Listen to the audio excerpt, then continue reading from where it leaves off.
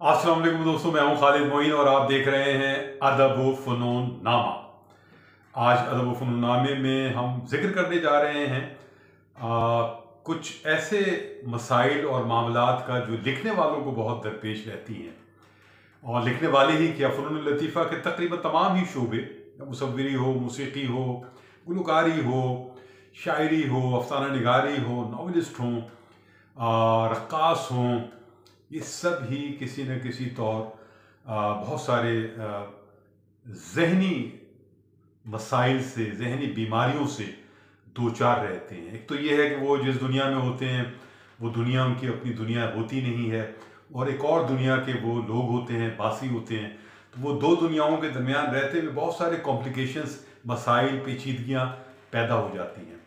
और लिखने वाले किसी भी मुल्क के हों, किसी भी ज़ुबान के हों, किसी भी तहज़ीब के हों, वो हमेशा जिसे हम कहते हैं कि वो माशरे का सबसे हसास तरीन तबका होता है, तो उसके असरात भी वो बहुत ज़्यादा लेते हैं। ये पेन लेना जो चाहे ज़ाती नौइयत में हो या इज्तिमाई सूरत हाल में हो, ये कमज़ोर करता है ज़हनी तौर पर।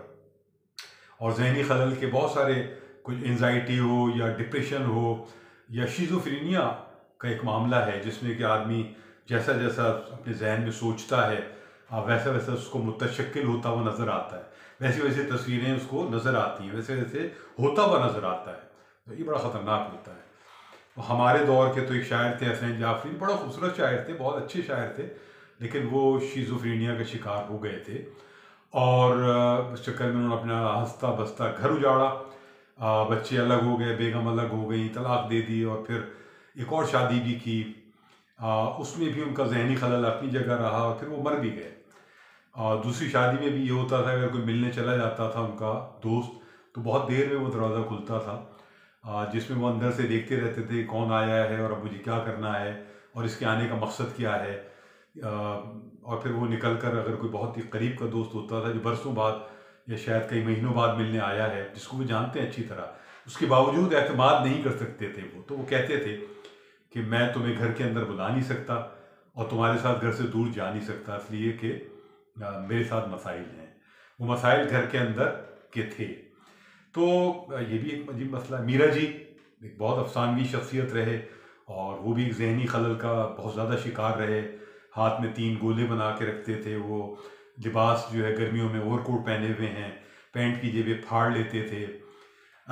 तो तरह तरह के उनको, उस पर अख्तर और ईमान साहब का एक मजमून है जो बहुत ही एक ज़बरदस्त मजमून है, जो उनके जहनी खलल को और उनकी जो जहनी बीमारियां हैं मीरा जी की, उसको उसको सामने लाता है। और इसके बावजूद शाबाश है अख्तर और ईमान को कि वो शादी के बाद भी उन्होंने उनको अपने साथ रखा, और वो सारे दुख झेले जो एक अब नॉर्मल आदमी के थे, अख्तर और ईमान और उनकी बेगम ने।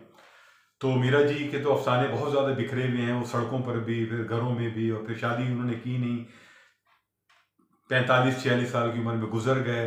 जिन की तरह लिखा उन्होंने, नसर भी बहुत लिखी, गीत भी बहुत लिखे, गज़लें कम लिखी, नज़में बहुत लिखी, और जो आज़ाद नज़में उसके पाइनियर्स में से हैं, जब जिस मेयार की नज़में लिखी हैं, बहुत बहुत उलझी हुई नज़में लिखी हैं, बहुत नफसियाती मसाइल से पुर नज़में हैं वो, और उनको समझना भी आसान नहीं है।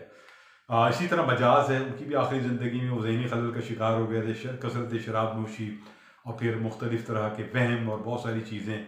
और अगर आप देखें तो गैर फितरी तौर पर जिन लोगों का मिलान जिन शोरा का रहा, जिसमें फ़राग गोरखपुरी भी हैं, तो ये भी एक जहनी खलल ही था उनका, या जोश मली आबादी भी एक तरह से एक सतह पर जहनी खलल ही का शिकार रहे।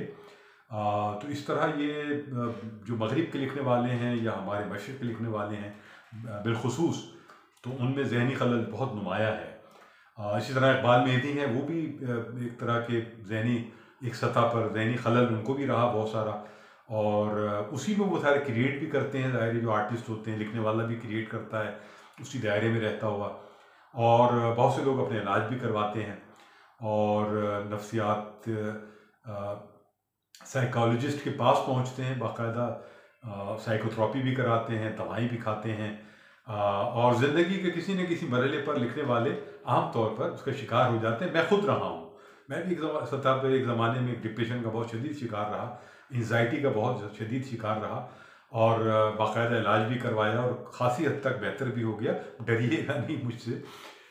लेकिन ये कि बहुत सारे हमारे हमअसर हैं, बहुत सारे जिनको कई कई नर्वस ब्रेकडाउन हुए और वो आपको ज़िंदगी में इस वक्त अच्छा कामयाबी के साथ चलते फिरते ज़िंदगी में आगे बढ़ता हुआ भी उनको देख सकते हैं। तो लेकिन ये मामला है और इसको बाकायदा इसके लिए तजवीज़ मेरी तो ये है कि इसका बाकायदा इसका इलाज की तरफ जाना चाहिए। अगर आपके ख़ानदान में कोई लिखने वाला है या आर्टिस्ट है या कोई फ़नून लतीफ़ा से मुताल्लिक़ है और वो ज़हनी उलझाव का शिकार हो गया है, डिप्रेशन, एंजाइटी का, पैनिक अटैक हो रहे हैं, उस पर डर गया है किसी बात से, ये खौफ मर्ग भी बहुत बड़ा चीज़ है, ये भी आदमी को बहुत तोड़ देती है। बहुत सारे लोग लिखने वाले खौफ मर्ग में मुब्तला हो जाते हैं। अभी ये कोविड गुजरा है जिसमें बहुत सारे नफ्सियाती आर्ज़ों ने जन्म लिया है, नौजवानों में भी, अधेड़ उम्र लोगों में भी, बुज़ुर्गों में भी। तो मौत का खौफ जो है ये बहुत बड़ा मसला है और ये इंसान का मसला ज़िंदगी और मौत तो है ही। लेकिन जो लोग मज़हब से ज़रा करीब होते हैं वो निस्बतन बच जाते हैं। मज़हब जो है आपको सहारा देता है। आप अमली तौर पर जब मज़हब में आ जाते हैं तो आप बहुत ज़्यादा स्ट्रांगली आप मजबूत होने लगते हैं। और जिनका बिलीव बहुत होता है मज़हब पर या तहज़ीब पर, अक़दार पर, ख़ानदान से अगर आप जुड़े हुए हैं तो भी बचत है। लेकिन जो लोग ख़ानदान से टूटे हुए होते हैं और बिलीव नहीं रखते बहुत सारी ऐसी हस्तियों पर, जैसे खुदा, अगर खुदा पर आपका यकीन नहीं है और आप बहरिए हैं या फैशन में हो गए हैं या आपने अभी उन चीज़ों को समझा नहीं है, उम्र तो बढ़ गई है लेकिन बलूगत आप में नहीं आई, बालिग नज़र आप नहीं हुए, तो बहुत सारे मसाइल पैदा हो जाएंगे और आप बचेंगे कहाँ? बचत का रास्ता क्या है? अगर रिश्ते आपके मजबूत हैं तो शायद बच जाएं। आपका बिलीव मजबूत है, आपका मज़हब पर बिलीव मजबूत है तो बच जाएंगे आप, या झेल जाएंगे बहुत सारे चीज़ों को। तो बहुत सारे बुज़ुर्गों को मैंने ख़ुद देखा जिनमें ये ज़हनी खलल और चीज़ें हुई। अब आसिफ फ़र्रुखी जो है इतने पढ़े लिखे आदमी थे, ज़ाहिर है मर गए, तो उनकी ज़िंदगी का जो आखिरी दौर है वो भी ज़हनी खलफशार का दौर है। और रफ़ाक़त हयात से उन्होंने एक दिन कहा था जब वो मिलने गए बीमारी की हालत में, तो उन्होंने कहा कि मैं तो कुछ ही दिनों में ख़ुदकुशी की 2 कोशिशें कर चुका हूँ। और उसके बाद उन्होंने दीवार की तरफ देखना शुरू कर दिया बक़ौल रफ़ाक़त हयात, कि मतलब ये था कि इस मसले पर ज़्यादा गुफ्तगू नहीं की जानी चाहिए। तो जो लोग ख़ुदकुशियाँ कर लेते हैं, ज़ाहिर है सरफ़राज़ हुसैन अगर बहुत सारे मामलात ज़हनी खलफशार का शिकार हुए, बहुत सारी चीज़ों का शिकार हुए, तो 2 बार उन्होंने अटैम्प्ट लिया। एक बार उनकी टांगे प्रॉब्लम में आई, उसके बाद फिर वो उसी तरह उस ट्रेन एक दफ़ा ट्रेन के आगे आ गए। सारा शगुफ्ता भी ज़हनी खलल का शिकार रहीं। बहुत सारी ज़िंदगी में उन्होंने उल्टा सीधा भी किया, लिखा भी बहुत और अच्छा भी लिखा। सरफ़राज़ हुसैन भी बहुत कमाल चीज़ें लिख गए, ग़ज़लें, नज़में, और एक ट्रेंड सेटर के तौर पर भी मौजूद रहे। लेकिन ज़ाहिर है ज़िंदगी तो उनकी ख़त्म हो गई। इसी तरह शकीब जलाली हैं, आनिस मोइन हैं जिन्होंने अपनी ज़िंदगियाँ ख़त्म की। सागर सिद्दीकी को अगर आप देखेंगे तो वो भी सारी ज़िंदगी ज़हनी खलफशार का शिकार रहे और इधर उधर मुब्तला रहे। जॉन एलिया बहुत ज़्यादा डिप्रेशन के शिकार हमेशा रहे और कसरत शराब नोशी के बावजूद उन्हें एंटी डिप्रेशन गोलियाँ भर भर कर खाते थे, हमने देखी हैं, मुट्ठी भर भर कर गोलियाँ खाते थे। तो बहुत सारे लोग नशों में लग जाते हैं इसीलिए, ताकि अपने आप से फ़रार हासिल कर सकें। बहुत से लोग लुत्फ़ अंदोज़ी के लिए नशों की तरफ चले जाते हैं, लेकिन एक वक्त के बाद कोई भी नशा हो, ज़ाहिर है फिर आपको डिस्ट्रॉय तो करने लगता है। तो बचें, नशों से बचें और ख़ानदान से जुड़ के रहें, रिश्तों से जुड़ कर रहें, मोहब्बतें करें लोगों से, मोहब्बतें दें लोगों को। और अगर कोई चीज़ आपको महसूस हो, एंजाइटी, डिप्रेशन, शिज़ोफ्रेनी कोई सूरत हाल या और कोई ज़हनी खलल आपको, तो फ़ौरन डॉक्टर से रुजू करें। आप पढ़े लिखे हैं, तमाम फ़नून लतीफ़ा के लोग, फ़ौरन रुजू करें और प्रॉपरली इलाज कराएं ताकि आप सेहतमंद हो सकें, बदनी तौर पर सेहतमंद हों, ज़हनी तौर पर सेहतमंद हों, जज्बाती तौर पर सेहतमंद हों। तब आप अच्छा लिखेंगे, बहुत आला लिखेंगे और बहुत मंजिलें सर करेंगे। लेकिन ज़हनी खलल का बहुत ज़्यादा शिकार हो गए आप तो फिर किसी काम के रहेंगे नहीं।